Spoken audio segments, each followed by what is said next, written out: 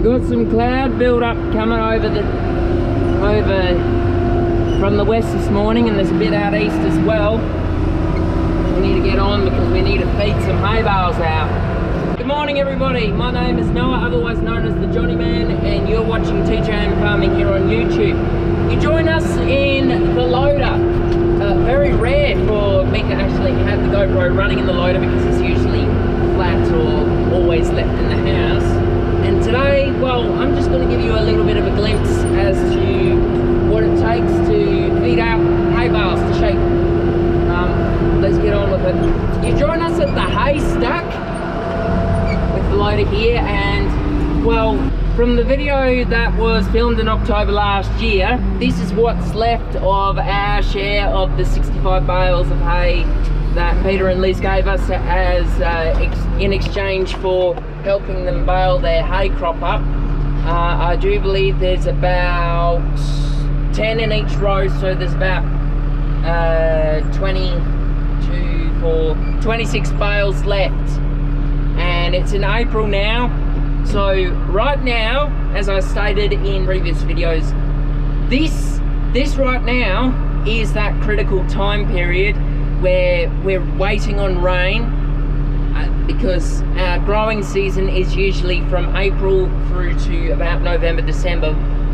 April, May is usually seeding time, so as you're probably seeing all about the traps, a bunch of other people on YouTube and on Facebook and Instagram, everybody's getting ready for seeding, and they're all starting to put their crops in. We're due to start our seeding program in May, and I'll talk about that a little bit later on. But basically, our primary crops that we grow for our farm in particular this year are just going to be wheat for a cash crop and oats for hay bales.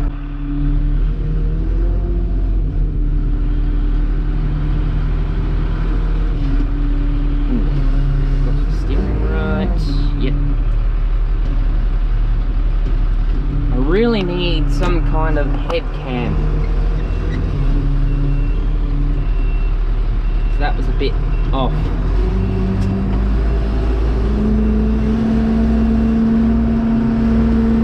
Righto, we got them. So as I stated earlier, we're in that critical time period where there's not enough feed on the ground because we're still waiting on our break to the season, our breaking rains. So there's barely any feed on the ground, and what little green feed there is, the sheep generally chew through that like no tomorrow. So currently Pine Tree Paddock and Racetrack East, which are our predominant feed paddocks that we're waiting for breaking rains to come, basically help the couch grass and other perennials and stuff like that that we've gotten there. We're waiting for that to truly just let them set down their roots so that they can take off up and going, because we really need feed to set their roots down so that we can guarantee that they'll grow for winter, because during the winter we predominantly need it to rain so that our feed supply on the ground can regenerate itself so that we don't have to rely on the hay bales as much. But yeah, in terms of seeding gear, you can see that little red tractor has tried to fill the void that Big Blue left. The Johnny's still over there. We've got some work to do on that Johnny yet before we can get it truly up and ready for seeding. Our combine, the Chamberlain 753 that I mentioned, it's still sitting in the paddock of its previous owner south of Darren. They have got a transport company trying to get that organised so that we can get it over here. The trouble is, because that 753 is a 24 run combine, it's 7 metres wide wheel to wheel. That basically means that it cannot go on a trailer, it cannot be backed up onto a trailer unless it's one of those low body trailers, meaning that we have to have 3 pilot vehicles, one towing the thing, one from behind and one at the front. So yeah, we are trying to get that organised as we speak. But even when we get the combine here, it's going to be in bits. We're going to need to put all the tines on it. We're going to need to put all the points on it, connect the hoses, make sure that everything's working. And then on top of that, we're going to be ripping apart the tractor exhaust tanks that we got fitted to the 7810 a couple of years ago. We're going to be ripping that system apart. We're going to be using the two side tanks, or the helicopter tanks, whichever, that used to be bolted to the front of the 7810. We're going to be taking that away from the boiling pot part of it and converting those side tanks into a liquid kit, basically. And that's going to be saddled on the top of the front of the frame of the combine, and we're going to have a liquid kit basically running a bit of Nutrisoil, bit of Flexigen, and another mostly biological liquid system that we're going to be running. Righto, here we are at stop number 1, middle paddock.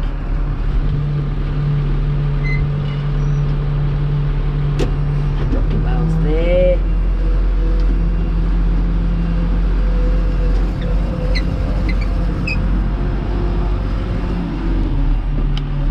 On our farm, we basically have a system in place that Dad and I have, where because our soil is a lot of white sand and mostly sand over gravel, I'll try and keep this brief because it's a bit windy, we like to try and put bales all over the paddock in different spots, not only so that the sheep can camp in a different area, because when they usually camp around the bale, they like to do their business. And so later on, if we, say for example, want to come in with like a delver or a plough or something and rip middle paddock up, it churns the soil so that the sheep manure actually goes underneath the soil and creates some kind of fertilizer. How do we tell when it's time to put a new bale out if we don't have a bale ring and we can't tell how much?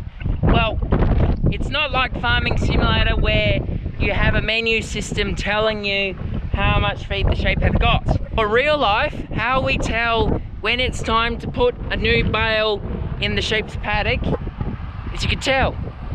There was a bale over there, bale over there, bale over there. Usually in summer, if the feed is low enough, depending on your flock size or herd size in terms of cattle, the sheep usually love to gather around the hay bale and they'll camp around here for about 2-3 days, eating it all down.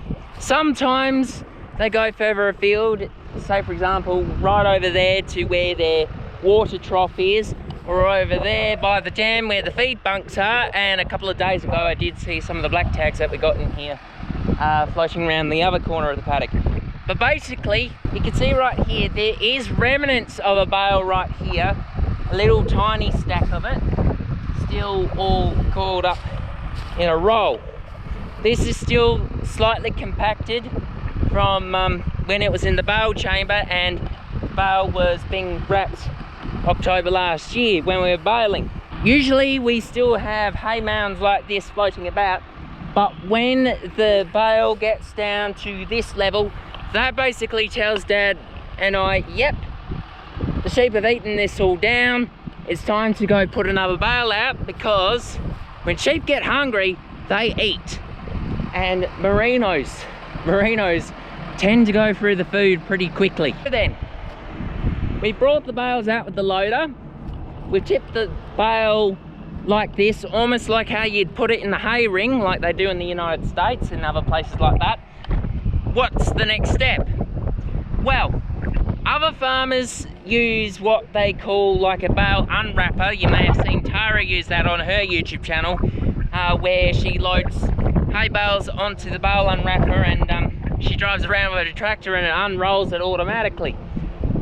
For us, it's as simple as grabbing the tie off point and going around unwrapping. Usually you'll find little aspects of string right at the edge of your bale, and what we like to do, pull it right down, make sure that everything's off, and then once we've got everything starting to pull off in a straight line, we start rolling it up, tying a knot similar to this. It's almost like a bun shape like that. To that, it's a simple case of rolling it up like so, going right around the bale, usually for about 4 or 5 times. And sometimes you need to pull the twine a bit because it can get stuck on some places, until eventually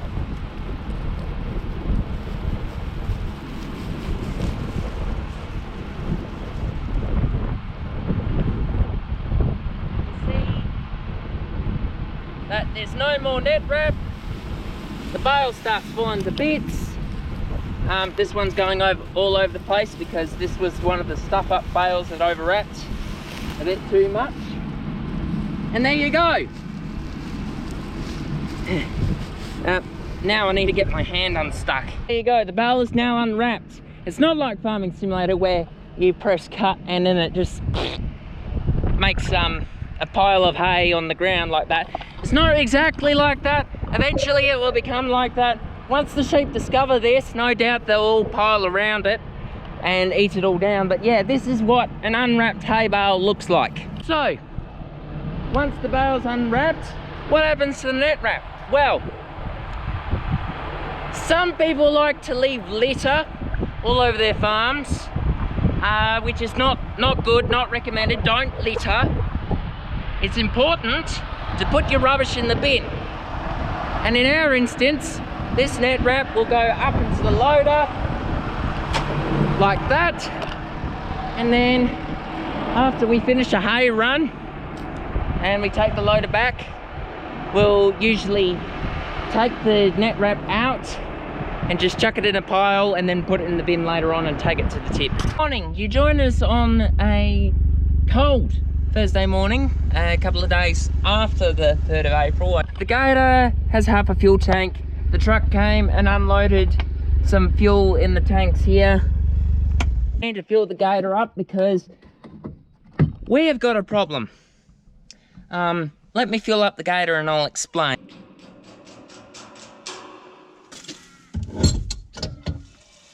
So in the previous clips, you joined us in the loader as I was taking hay bales out. Good news is, the hay run got done. I didn't film the rest of it because the GoPro went flat and it stayed flat all week and I couldn't get it going again the next time I did the hay run. We had a couple of problems with water on the farm. And I'll explain a bit more when we actually get out the paddock, but basically we had a lot of water pipes burst. We basically had no other choice than to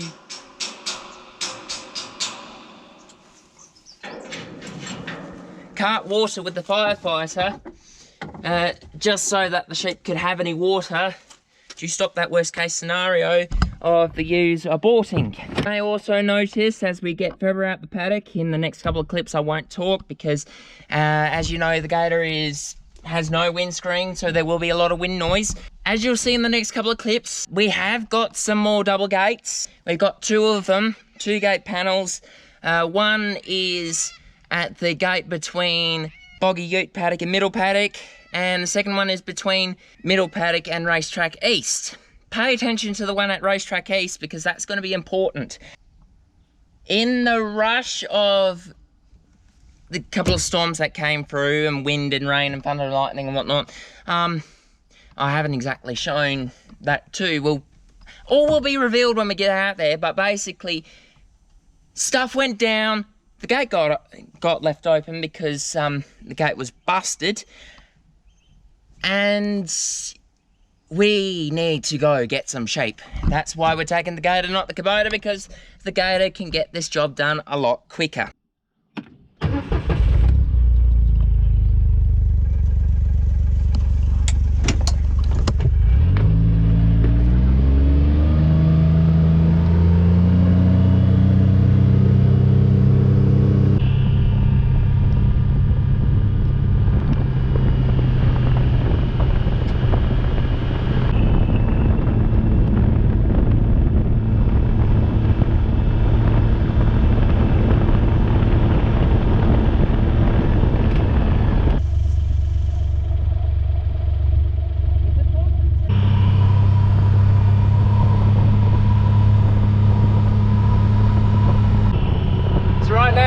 through the scrubby country, through all the swampy bits. To our left, you'll be able to see the dam. The dam is dry at the moment. The sheep need to rely on the water trough. And to the right over there is where I filmed unwrapping that hay bale you seen earlier in this video. That hay bale, well, let's go see that hay bale actually, and see if they actually have touched it. Because from what it looked like yesterday, they didn't touch it whatsoever at all. That's the example bale that we showed earlier in that clip. That's what remains of the bale that we unwrapped in this video.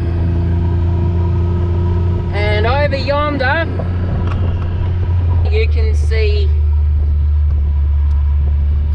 we'll just drive a bit closer to it.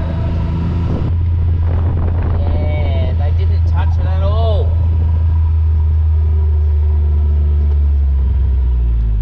This is the last bale that I put out in middle paddock. At that time, I think it was Monday afternoon, the sheep would have all been over there.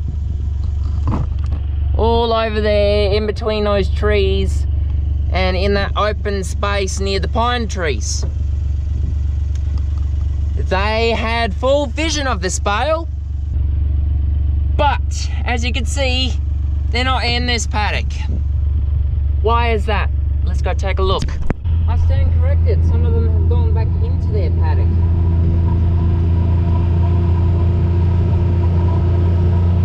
Well, that was good of them. These over here, they're the black tags. They're supposed to be in here. There are weaner ewes. We're supposed to be classing them this weekend. Hello girls, your bale is up the other end. Please stay put in this paddock, thank you. Remember how I said the #1 rule on the farm is to always shut the gates behind you? Yeah, well, we had an incident. Some additional context, we had a couple of thunderstorms over the previous 2 weekends. Lots of wind, lots of thunder, lots of lightning, and a bunch of fires as well. Including over at the pine trees. We'll get to that in a bit. In the chaos of all that, yeah, this post is supposed to be standing upright. But instead, it's like that. That's the trouble with sand. It doesn't stay put like gravel does. Really, we're planning to replace this gate anyway. We're keeping that panel there. And we're going to put a strainer in to hold this one up. But yeah, the sand basically made the ground extremely soft. This fell over to the point where when I put that other hay bale out, I was in a rush to get back home because now that I'm on my P plates, I'm a lot busy doing errands and stuff for the family. I was in a rush to get back home because we needed to do the bus run. Now that's important and all that. Family comes first at the end of the day. Family first, then the farm, and then everything else. But yeah, the post was lying on the ground when I went through with the loader. The loader didn't knock it over, it was already knocked over by the wind. And so I thought, right, well, we've got a hay bale in here. The sheep shouldn't be able to wander into this paddock, right? Wrong. My bad. I make mistakes. Everybody does. We're all human at the end of the day.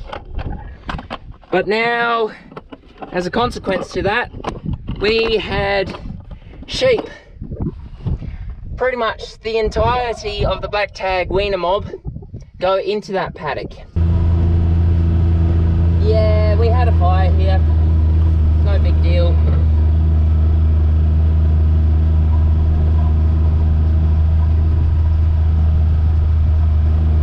Long-time subscribers, or those who followed us for a little while and sat through the long boring bits of driving around on the side-by-sides would know that Ehrenville has a couple of plantations. As you'd know, we've got the burnt pine trees on the other side of the river. We've got the sandalwood in between Clark Road, Northwest Paddock and Racetrack North. And This paddock over here, Pine Tree, is named after that. The rest of the pine trees, they're all green, except for that lot. Weeks ago, during one of those freak thunderstorms that brought more wind and lightning than it did rain, we had a fire. Lightning bolt basically struck that tree, started a fire. It jumped into the pine trees, and neighbours over at the chook farm actually alerted Dad to this. He got up at sparrow's fart. I was think it was like 3-4 o'clock in the morning, raced out here to get the fire under control, and we had another couple of legendary locals who I know watch this channel come out and help us put the fire out. And it was very lucky that we had the wind in the west, so it was blowing that way, because if it was blowing east, we would have been in trouble. All of that would have gone. But no, we jumped onto it really quickly, and we brought the loader out here as soon as daylight broke. Got it all sorted out, put a couple of tanks of water onto it, and the fire is out. Still smells a bit like smoke around here, but in the process, that fence line got knocked out because we needed to cut it so that we could push it from this side with the loader. This fence is down and needs to be fixed ASAP, but it's a 2-person job. I also said to Dad last year that this whole fence line needs replacing, because this is the last fence line on the entire farm that has wooden fence posts and station wire. Now, for those who don't know, station wire is basically this kind of wire here. It's the 6 line with a bit of barb and this wire on the top, and it's designed for cattle stations, hence the term station wire. Lambs are pretty small. They go through the gaps in the wire. So last year when the ewes were in this paddock and that paddock, we had little Timmy and all his other lammy friends jump through the fence to go play with their mates, and then suddenly they realised that they were in the wrong paddock and they lost Mum. So I had to come along and help them find their way back. It was a joyous occasion seeing them reunite with their ewes, but that's beside the point. Station wire is not very good for sheep. We need to replace all that with proper 6 line or 7 line, so we could basically make it lamb proof. Right now, we can't have any sheep in this paddock because, yeah, the fence is down. So imagine my shock driving along that track there. I was right over about to where that trough is, and I spotted all these dots. And I said to Bindi Sue, "Can you see sheep, Bindi Sue?" She pricks her ears up. Lo and behold, all the black tags decided that they were going to be on the green feed in that paddock there. Some were actually drinking from the trough, poked their heads up, looked at me, and then they ran. They bolted. Because when they see the gator coming, they know it's quick. But sheep are also very quick if they're nice and healthy and fit. They can run, hence the reason why we need fast side-by-sides to catch them. Had I gone out a lot earlier, I would have gotten them all back off screen last night. But by that time, it was all evening. So now, this morning, Dad basically told me top priority for today is getting those black tags back into middle paddock ASAP, and then we'll go check the poly tank, which was relocated the other day. You have got to be kidding me. I could have sworn I saw them up here. The only thing we actually saw was those two. Well done, cows. I see you evicted some of the sheep, but you forgot some. There they are, the cheeky bastards.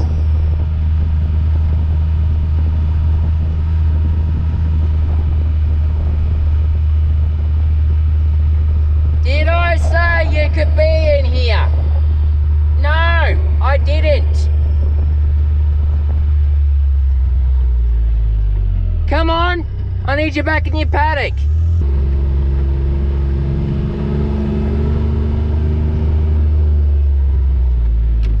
Girls, please. I left a hay bale for you in there.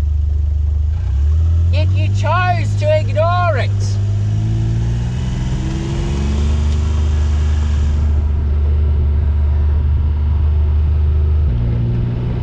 There's some of them. I'm not sure where the rest are.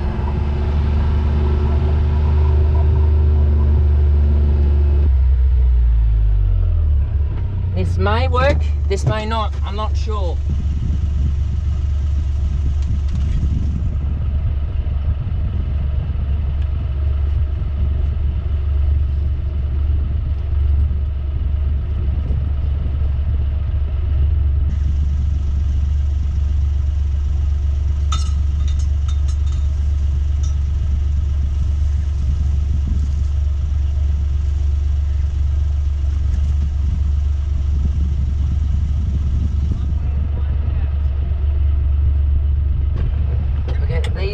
In, and then we'll need to go scout the paddock and make sure that we've got them all.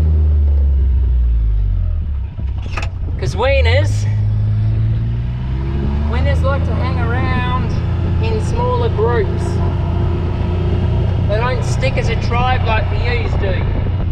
Right. Come on, girls! I want to see your hooves moving.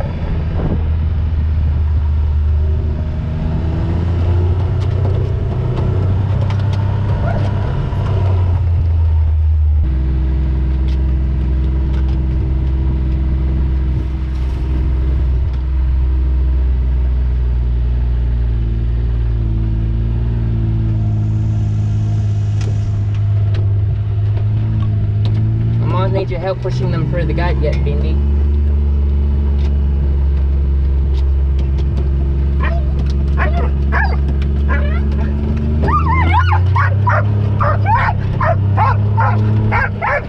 Come on, the gate's open. There we are. That's how it's done. That's only a small group of them though. That's 2 groups down. Now we need to scout the paddock and make sure that we got the rest. This is a lot of ground to cover. You're cooperating, sheep. You can find your hay bale further down the paddock. I do often wonder why we even work with sheep when they act like real numpties. Well, the simple fact is,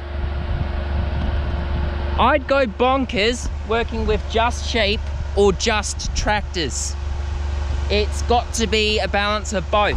While it's all very well and good to work with machines like our Gator and the Kubota and the tractors, they cannot reply to me when I try to talk to them. And well, Bindi Sue's not very talkative herself unless she's barking at the sheep. But she can understand me, and the sheep can as well. It's got to be a fine balance between best of both worlds. Example, a couple of videos ago, that one that got close to 2,000 views, where Big Blue wouldn't start. That was a frustrating moment. And a lot of you that have joined us on the channel and subscribed because of those videos, you would know how frustrating that was because of well, yeah, you've seen that. Everybody's basically seen that clip at this point. If you haven't, then what are you doing? Go watch that video after you watch this one. But that was a frustrating moment. Sheep frustrate me. But so do things like the Gator, how when the air filter gets too clogged up with sand and dust, it won't start. That's frustrating. When things like that bale monitor, when we made those hay bales back in October and it was fogging it up and I couldn't see what I was doing, that was frustrating. It gets to the point where if you work too much with one, you long to work with the other. That's why it's very important for me to have a fine balance of both. And the past couple of years when we haven't put a crop in, well, that void was basically filled by Farming Simulator. That was my escape for me. But hopefully this year I'll be focusing on doing a lot more real farming and supporting campaigns like Keep the Sheep, which you would have seen in the previous video, which will go up as of tomorrow at the time of recording this. I want to start focusing on the real world, and that can only happen when I have a balance of the best of both worlds. That's enough rambling. Actually, let me know. Drop down in the comment section if you've watched the video to this point, and let me know whether you like my rambling or not. Because I have gotten about 3 comments on the video where we said farewell to Big Blue. I've got 3 comments and stuff like that, and well, come on Gator, why are we not turning? Come on, turn on, let's get out of here. Yeah, I have read those comments and replied to them, but it was nice seeing people jumping down into the comments section and saying whatever they want to say, whether it's good, constructive criticism, or even the trolling. Leave a comment. If you like this video, leave a comment, tell me what you liked, what you didn't like. I'm always willing to take feedback from you, the viewers, on what I can improve on. But yeah, okay, so that's 2 groups of the weaners now back in their paddock. That should match the 2 groups of weaners that I saw last night. We'll just go scout around the paddock one more time and see if we can find any more. Otherwise, we'll go up, check the poly tank, talk a bit about that.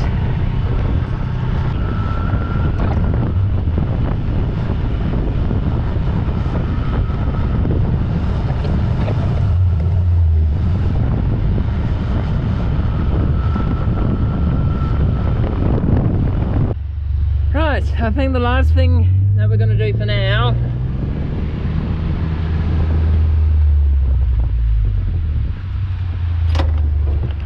put that in park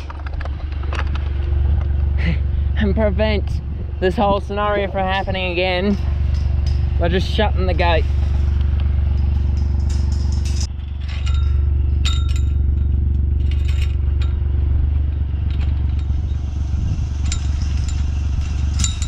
There, the gate is now secured. Right, I'll make this quick because we've got wind blowing in our face, but you join us on the Friday morning and well, she's full and she might be a bit over full. This is the tank that was down at the windmill over there, but Dad relocated it because the concrete tank here has got cracks galore in it, and this was running out of water, so last minute Dad decided to bring this tank up, plug it in and get water flowing through it. Well, it's got water, it's just maybe a bit too much water. I'm not really sure how to stop this overflowing, but that's good news. That means that the troughs do have water. I just hope that the overflow will stop, because, well, you can see all this waste water over here, so yeah, that's basically the story with that. Righto, I suppose the water pipe doesn't look like it's got any leaks. That's good. Might need to check that tank down there, but given the fact that that's got water overflowing, that might be overflowing as well, so that means we're all good for the water situation for now. We'll just keep going with the trough run off screen. And what we're going to do now, well, it's morning tea time, isn't it? I'm going to go home We're going to take Bendy Sue with. Bendy Sue's going to have some water. We're just going to have some morning tea, put the GoPro on the charge, and if you like what you see and you've made it to the end of the video, please do hit that like button. Please do hit that subscribe button. I don't generally like to talk about subscribing, but Red and White Octagon has told me that this YouTube channel has reached 713 subscribers as of this morning. So to everyone that subscribed, thank you. As I said back in that ram sale video, I'm blown away by this. Thanks for watching. Like, subscribe, turn on that notification bell so you never miss another video. And yeah, happy farming, people. Keep the sheep.